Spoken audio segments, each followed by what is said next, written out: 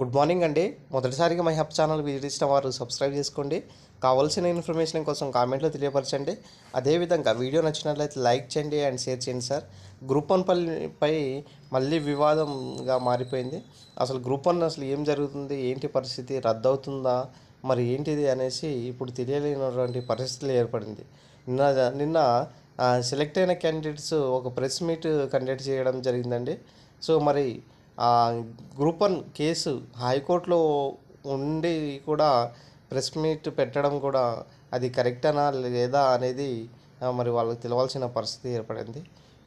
ఎందుకంటే ఎవరైతే సెలెక్టెడ్ కాని విద్యార్థులు ఎవరైతే ఉన్నారో వాళ్ళు గ్రూప్ వన్ మెయిన్స్లో అవకతవకలు జరిగాయి, రీకౌంటింగ్ వెళ్ళాలి అనేసి హైకోర్టుకు ఆశ్రయించడం జరిగింది. హైకోర్టు కూడా విచారణ చేపట్టి జూన్ 11 జరగాల్సినటువంటి హియరింగ్ని జూన్ 30 వరకు పోస్ట్పోన్ చేయడం జరిగింది. మరి ఈ తరుణంలో ఇప్పుడు వచ్చే సెలెక్ట్ అయిన అభ్యర్థులు ప్రెస్ మీట్ పెట్టి ఎందుకు అడ్డుకుంటున్నారు అన్న విషయంపై మాట్లాడుతున్నారు. కానీ వాస్తవంగా ఏంటిదంటే మరి హైకోర్టు డిసైడ్ చేసే ఫ్యాక్టర్ అది.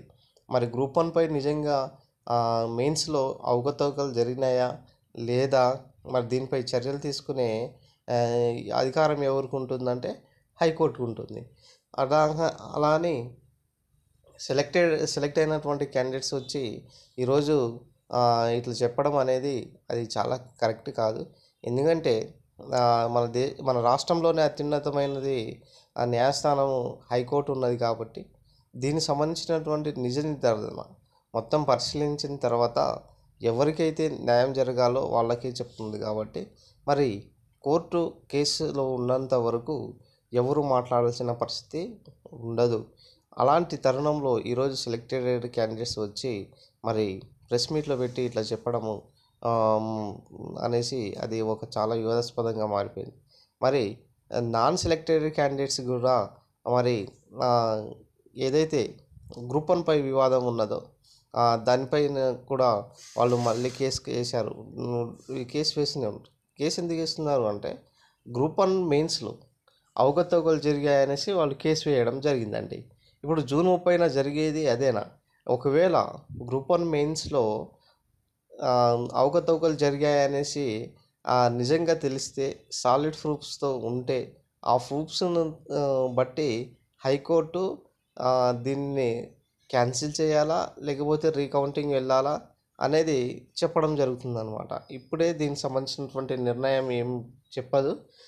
మరి జూన్ 30న మరి దీనికి సంబంధించినటువంటి ఏం నెక్స్ట్ ప్రాసెస్ ఏముంటుంది అనేది మనకు తెలుస్తుంది. కాబట్టి అప్పటి వరకు అటు సెలెక్ట్ అయిన క్యాండిడేట్స్ అయినా సరే, నాన్ సెలెక్టెడ్ క్యాండిడేట్స్ అయినా సరే వేచి చూడాల్సిన పరిస్థితి ఏర్పడింది. రాష్ట్రంలోని అతిపెద్ద న్యాయస్థానం హైకోర్టు చెప్పిన విధంగానే నడుచుకోవాలి తప్ప ఇట్లా చేయడం కరెక్ట్ కాదు. అయితే వాస్తవానికి ఈ గ్రూప్ వన్ అనేది దాదాపుగా 2 సార్లు క్యాన్సిల్ అయ్యింది. మళ్ళీ మూడోసారి వచ్చినా కూడా ఇలాంటి పరిస్థితి ఎదురవ్వడం జరిగిందన్నమాట. మరి ఏం జరుగుతుందా అనేది ఉత్కంఠభరితుల్లో ఉంది సార్.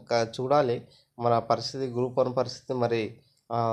మరి జూన్ 30న మనకు ఒక స్పష్టమైన క్లారిటీ వచ్చే అవకాశం ఉంటుంది.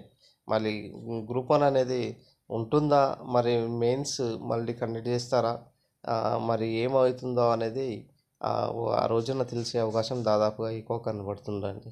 ఇది మనకు ఓవరాల్గా గ్రూప్ వన్ సంబంధించినటువంటి వివాదం. గ్రూప్ వన్ పరిస్థితి ఒక అయోమయం లాగా ఉన్నది.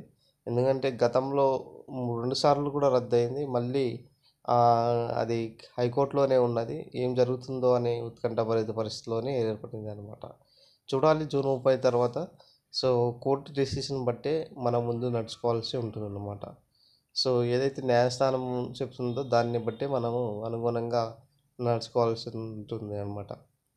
ఇది ఈరోజు గ్రూప్ వన్ సంబంధించినటువంటి వీడియో నచ్చినట్లయితే లైక్ చేయండి, షేర్ చేయండి, సబ్స్క్రైబ్ చేసుకోండి my dear friends. Thank you friends. Thank you.